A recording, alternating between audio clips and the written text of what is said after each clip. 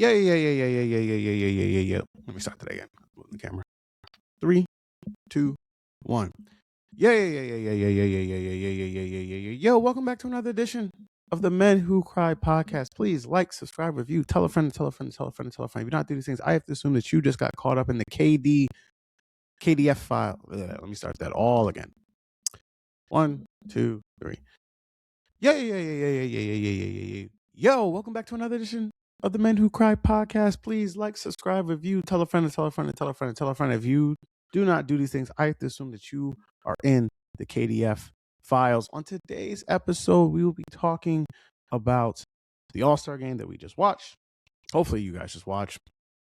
The dynamics of shame and the most mysterious great career of any recent NBA player. But first, I will not get into the KDF files, which is just hilarious. If you guys do not know what I'm talking about, Kevin Durant's burner came out again. I have to start with a quick story and somewhat of a spoiler that I think you guys will be okay with because you are a certain age.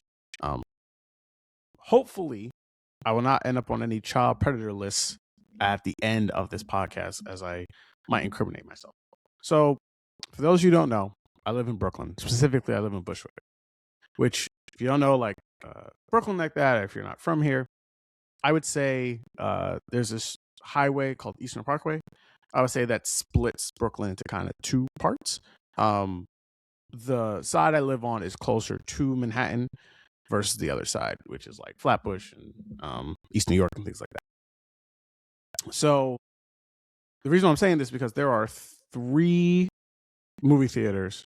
Really, there's 4 in Brooklyn that most people go to. I'm a big movie fan, and I'll go see movies by myself all the time. Initially, over the weekend, I wanted to go see a movie on Saturday. I went out to do some work on this podcast, and then I wanted to go see a movie after that because it was Valentine's Day. Every motherfucker in the world wants to go see a movie with their partner, so I ended up not being able to go see a movie. So I ended up switching, and I bought a ticket for a movie to go see on Sunday instead. And the thing is, though, on Saturday, I kept going back and forth between which movie theater I want to go to because there would be some theaters that had a movie that I didn't want to see. There would be some theaters that had a movie I wanted to see, but it was like super late at night. And I didn't really want to stay all that late at night. And so I just kept like going back and forth. Eventually, I booked tickets to the movie. The thing about, though, is that there's one movie theater where there are 2 theaters in Brooklyn that have the same name. It's called Nighthawk Theater, right? One is in Williamsburg, and the other one is in Prospect Heights, or Prospect Park, rather. It's like right across the street from the entrance of the park. And stupidly, I went to the wrong one, thinking that the movie was playing in that one. Now, again, if you don't really understand Brooklyn that well, there would have been no way I could have gone to the correct movie theater in time to go see the movie. I think I went like 20 minutes before the movie started. And so I was sitting around, be like, all right, I don't really want to go home at this point. I'll just buy a ticket for whatever movie they have. And the only movie that they had playing at the time where I was there, because I got there pretty early in the day, relative to like a movie time, was the Steph Curry movie, GOAT. And so I said, all right, I'll go see it. Now, I don't know how many people are in this movie theater, but I go into this movie theater, and as soon as I walk in, I go like, this is going to be a very interesting dynamic because I buy a single seat. So these are assigned seats when you get in. It's a single seat ticket. I'm sitting next to a 4-year-old on my left-hand side, and I'm sitting next to, I believe, a father of another kid who's sitting in like another section of the movie house. Both of these people, I think her parent and the guy, end up leaving the seats that are in. So I'm now essentially sitting by myself in this movie theater. And sitting there, I go like, these guys have to think, who is this grown-ass man with no kids going into a movie theater full of kids, right? Like, there's a reason why Chuck E. Cheese, you can't go into Chuck E. Cheese if you're above a certain age without a child with you or connected to some type of party. So I'm sitting there feeling like, again, my name is going to be on the Epstein files. And I end up watching the movie, right? And I promise you I'm going to connect to this movie. The movie's very good, I would actually say. I would go see it if you want to. There's a little spoiler I'm going to give, which I don't think really gives the movie fully away. But there's a character on the team, right? It's essentially the movie is about a GOAT, Caleb, the guy, the the character from Stranger Things. He's the main character of it. But there's a character in the movie who's the bird. I don't even remember her name, but she's an ostrich. And there's a point in the movie where they're talking about her being like, she's like number one pick, but she was like a bust, right? This is her talking about it. It actually gives you kind of a pretty almost accurate look of like how team dynamics happen on traveling teams and things like that. But there's a point where they're essentially like trying to get her motivated to play the game again.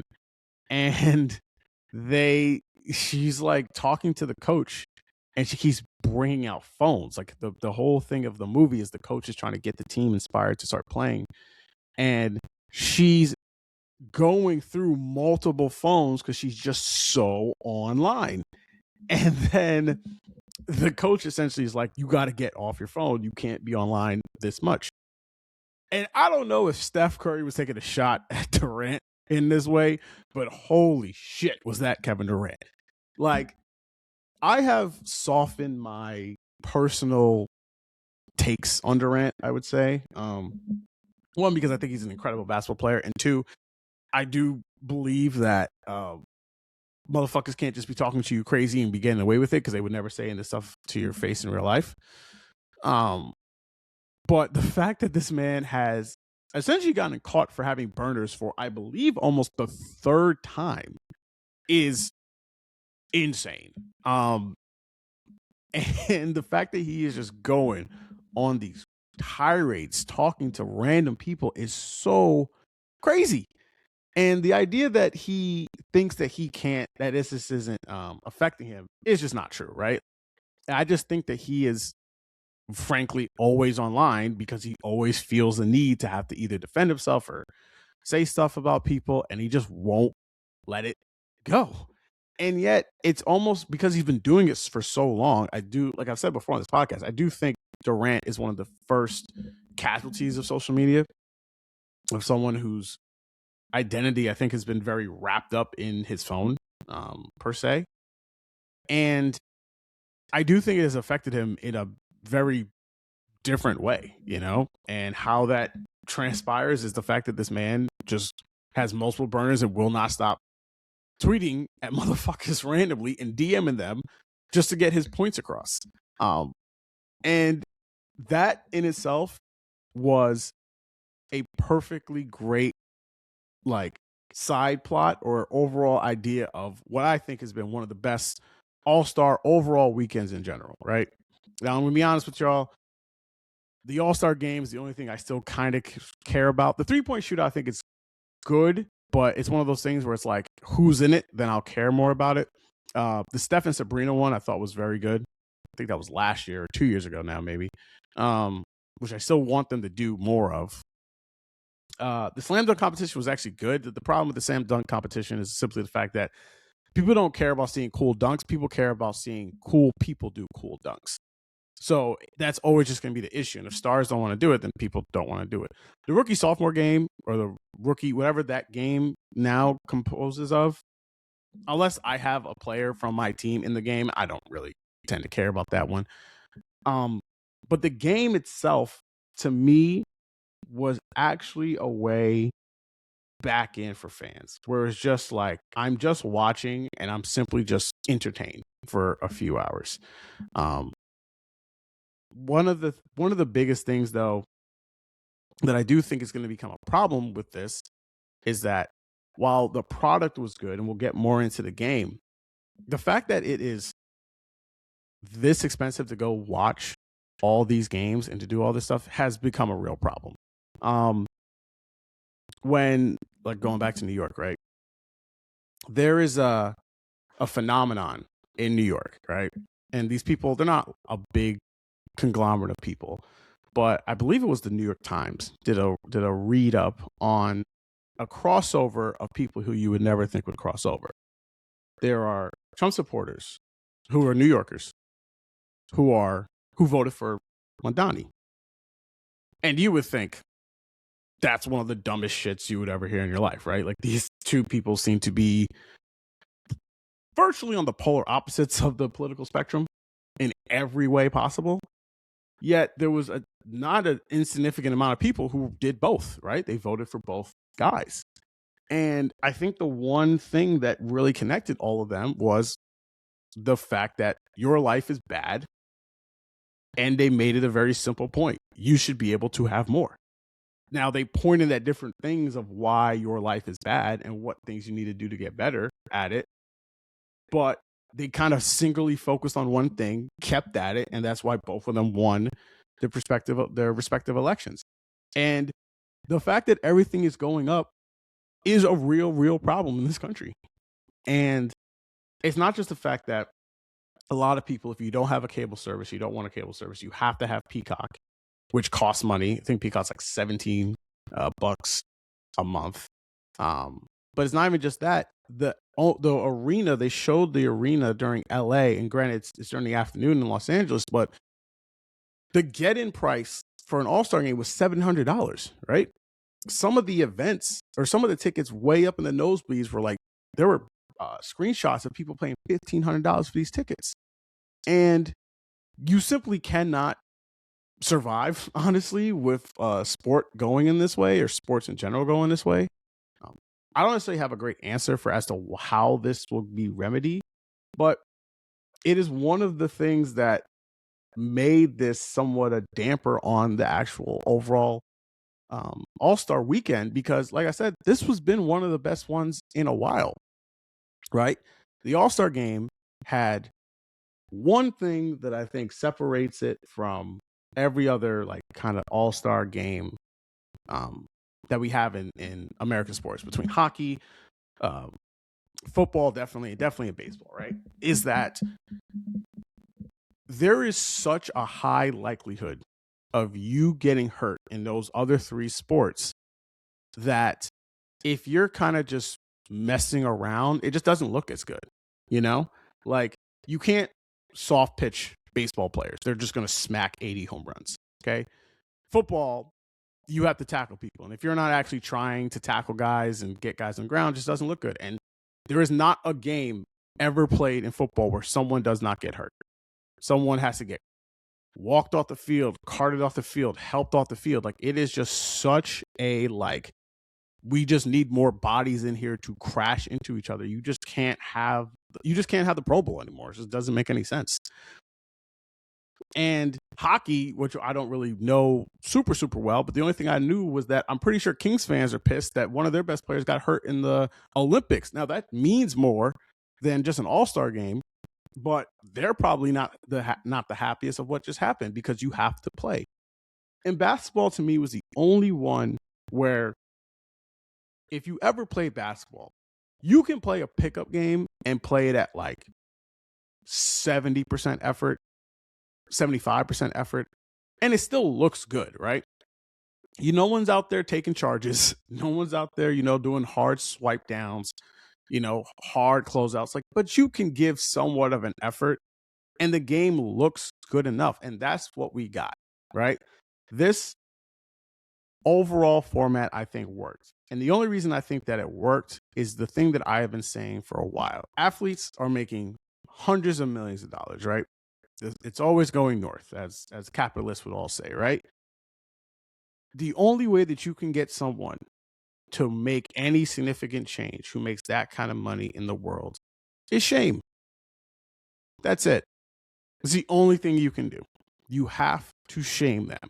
And I think what ended up coming out of this was, I think the NBA players got tired of being shamed. And the one guy who I think gets the most credit for it, and I'll also give Anthony Edwards credit for this, was Wemby. Like, there's a play that you saw. NBC, I think, did a really good job of showing this, where they're running back on defense, and you can see Wemby is pushing Siakam in the back. I don't know who he was trying to cut off, but he's pushing Siakam in the back to get in front of someone to play actual defense, right? And the first 3 games, right, were excellent games to watch. They all came down to the wire. There were some buzzer beaters.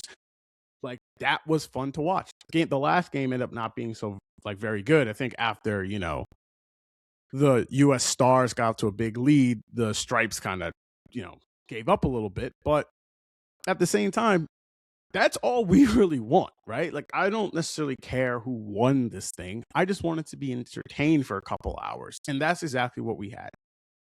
that stretch where Kawhi, we're going to get more into Kawhi in a little bit, where he scored, I think he scored like 25 points in that one game against the world, was incredible. You know, that in itself was worth the price of admission. And the funny thing is that KD, who always gives great quotes, going back to the KDF files, I think shined a big spotlight on who the people are to blame, because I think a lot of fans would blame the LeBrons, the Durants. I don't think Curry got this as much, but definitely Durant. I mean, definitely LeBron for like he would go and then he wouldn't play in the games. There was one time where Jimmy Butler made the team and then he didn't play. And like if you're hurt, obviously don't play. But the fact that Luka and Jokic played a handful of minutes, checked out, and then try to use the "we're coming back from injury" excuse is fucking bullshit.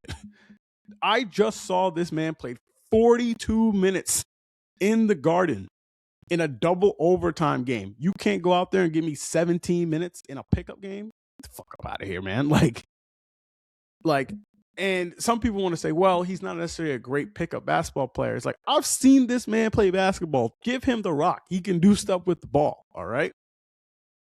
It's not about you going out there being, you know, having a triple-double if nothing, you know, if anything matters. It's about you playing hard. And Wemby played hard. And it looked good him playing hard. And those guys going out there and basically not giving a fuck is a big problem. And they need to get called out about it. If we're going to go ahead and shame the American players, which I was one doing before, these guys need the absolute same amount of smoke. Because you can't be going out there, all right, people already calling you guys fat half the time and looking out of shape, and going out there and not caring, okay? Because that was one of the best performances you will see overall in a game where it did exactly what I think all-star games are meant to do. All-star games used to be, it's a little bit different now because if you can afford it, you can watch any game, every game if you really want to. But you never got to see all these guys play, right? Not everyone got to see LaMelo Ball, right? Because his team wasn't very good. But maybe he was doing so good and he plays for the Hornets. But if he went to the All-Star game, like, wow, this guy is amazing, I might now get league pass to watch the Hornets, right? The NBA is truly one of the very few leagues where fans will become fans of teams not in their city because of one guy, right? In the NFL, there are a lot of fans, obviously, all around the country, but they're probably still fans of said team because the team probably did a lot of winning, or even if it was a great player, the team overall won, right? There are probably very few Lions fans who are like, I'm a Lions fan because of Barry Sanders and Barry Sanders' team. I think Barry Sanders made the playoffs like twice, or either once or twice. The methodology of the NBA is to make stars from the faces of the league, of the faces in their league, and they did an excellent job of doing so for this game. And I think Wemby and Ant are the guys who stood out the most, even with Kawhi, which we'll get to in a minute, because that to me is going to be how basketball is going to look going forward, right? They made a great point on the NBC broadcast to say in 2 years, that's going to be for the real thing, right? Like I think most people will expect, you know, we'll see how it goes, that France is going to be one of, if not the USA's biggest opponent, as opposed to getting this Olympic gold medal. And we will see whether or not that comes through. Like Kevin Durant, LeBron, Steph won't be playing, more than likely won't be playing in those games.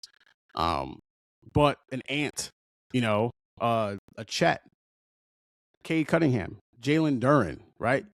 Tyrese Maxey. Those are the guys that are going to be going up against Wemby and the guys on France, right?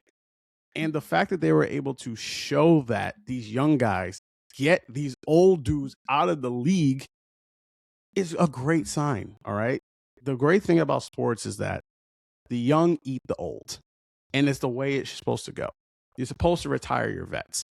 The thing about this generation of players is that these guys have just been playing for so long. Steph, LeBron, Kawhi is kind of in this grouping, but not really. But Kawhi's played like 15 seasons. Like Kawhi's been in the league for a very long time, even with all the ailments that he's had on his body. And seeing it go the way that it goes was so great for how the way that this league is supposed to evolve. And I specifically want to shout out to Anthony Edwards and break down his just accomplishments so far.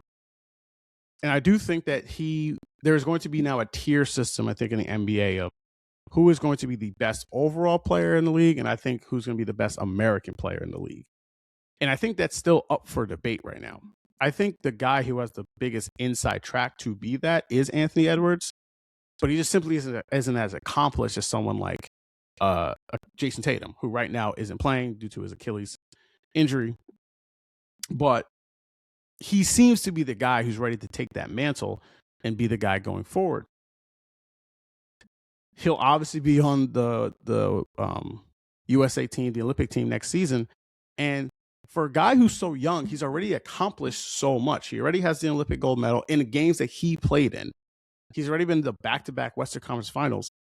And the fact that he's knocked off Luka, LeBron, KD, Jokic, and Steph Curry's team, Steph Curry didn't play in that game, is tremendous. And he hasn't even, I think, reached his like pinnacle. And the best thing about Anthony Edwards is that that's really a down south Atlanta guy. All right. He just be talking. Like, my favorite interaction of him is the fact that he said what he said on the Netflix show that came out detailing the USA's run to the gold medal. And there's a scene with him and LeBron, him and Obama just talking. And you could see that Obama has to then get the older guys to be like, yo, get this young dude away from me. But the fact that he then came back out, because Anthony Edwards going to tell you the truth. Like, he's not lying. And the fact that he's like, yo, Obama's him and like got really close after that, to me is just showing, one, maturity, and two, the fact that we need this man so badly. And please, please, please, just keep it tight, Ant, right? I don't want you, like, I really don't want the people outside of who get you to tear him down. But this man is one of the funniest mans in the league. And while I don't think his team is going to be good enough to essentially win the championship this year or even get to the finals, because they have him and he's essentially an all-around player, he's going to give them a chance to really do this. And he clearly meets the moment and is a guy that the league desperately needs. Because if he's not going to be this level of star, there's going to be a long time before any American's going to win an MVP, right? Like, currently right now, it looks like either Shea, if Jokic is able to play all the rest of the games, he probably won't. But we're going to have another year where there is an American to win an MVP. Ant, I think, has the best chance to do so at some point. But he's going to have to get something before this becomes Victor Wembanyama's league, who I just mentioned before. He's just great, honestly. And I think seeing what he can do, especially in games like that for All-Star Game, and the fact that he's already able to get guys to be like, no, we are playing and setting the tone, shows me that this guy is the one, and he's going to get this league going for years to come. And is someone who I think is just so vital to how the league wants to operate.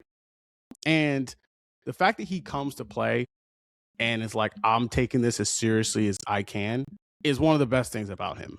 And, you know, I'm sitting up here thinking about, because now there's only about 20 some odd games left, a little less than 30 games left to go in the NBA season. And, you know, we're getting down to the nitty gritty of who's going to get into the playoffs and who's going to make a run for this championship.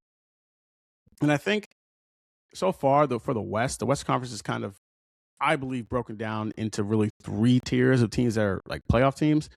You have the teams that I would be shocked if they win a series, in the like Warriors, the Lakers, the Clippers, the Suns. Those teams that kind of get in. Teams that I think that could get to the West Conference Finals in the Houston and Minnesota. And then I think there are 3 teams that can legitimately win the West Conference in OKC, Denver, and I put the Spurs in that class just because of Wembanyama. The Spurs are kind of not the same as Detroit. Since Detroit made the playoffs last year, it's really hard for me to see a team that neither team won a playoff series get to a finals and potentially win it. But I just think that Wembanyama, if you're going to be, like I said before, if you're going to be in this GOAT conversation, you got to do things that people have never seen before.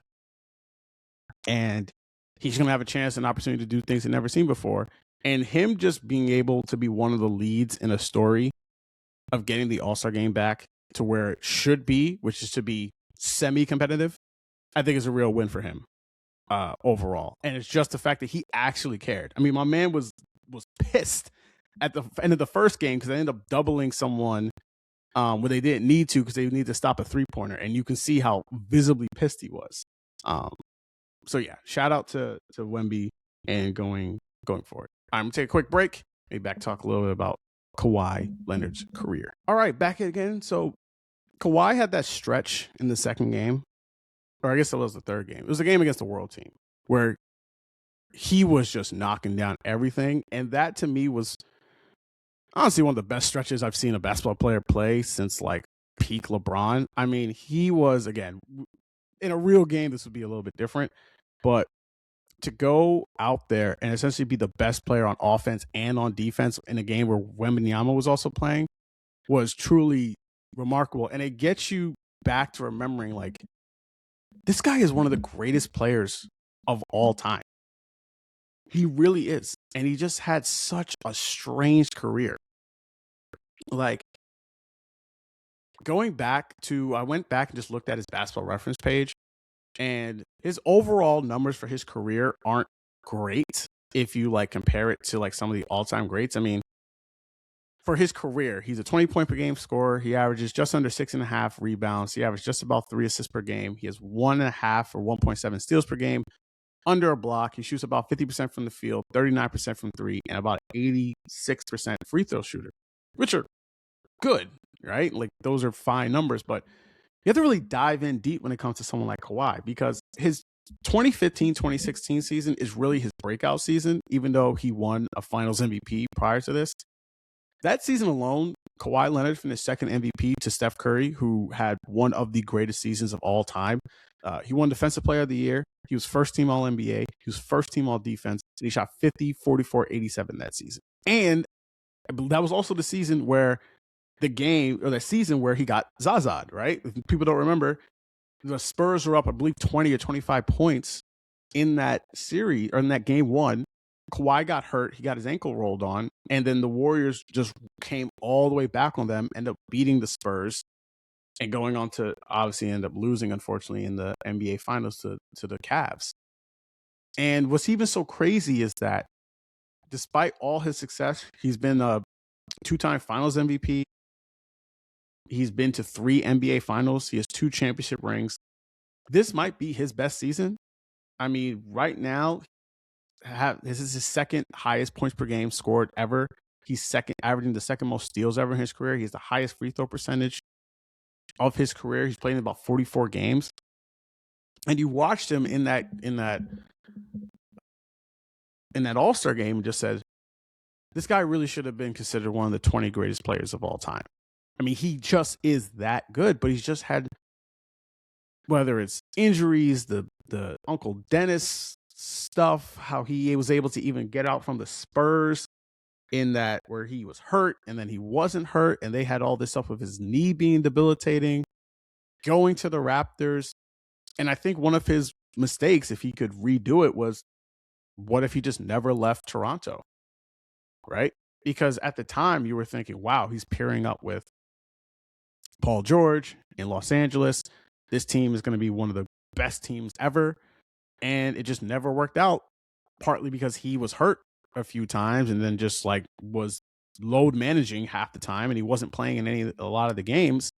But it's crazy to think, if you look back at that Raptors team, I mean, they had 3 guys from that Raptors team this year in the All-Star game. Kawhi's been in the All-Star game. Van Vliet's been in the All-Star game. Norman Powell has now been in the All-Star game. And Pascal Siakam's been there 4 times, 2 times with the Pacers. And so you just kind of sit there and wonder, like, the sliding doors moments of his rolling his ankle in that playoff game against the Warriors, leaving to go to the Clippers, him tearing his ACL against Utah in that series, where they finally got to their first Western Conference Finals ever in Clippers history. Like, it's one of the biggest what if careers that went so well, you know? Like, it's better than Grant Hill's, it's better than Derrick Rose's. Unfortunately, it's gonna be better than Len Bias's, right? Because he achieved so much, and yet you're gonna sit back and look on it and think, man, this guy, it could have been even better if he just stayed healthy and all these other weird things didn't really happen to him. And also another thing that I think, I was listening to a podcast years ago, and some guy at one point was saying how, man, we really need to start looking at Kawhi Leonard's career compared to Kevin Durant's. And you look at it, Durant's career is better than Kawhi's, but it's not as crazy as you think, right? Like, the biggest differentiation between the two guys are Durant's just been a better offensive player. But I mean, Kawhi is right up there as one of the best shooters in the league.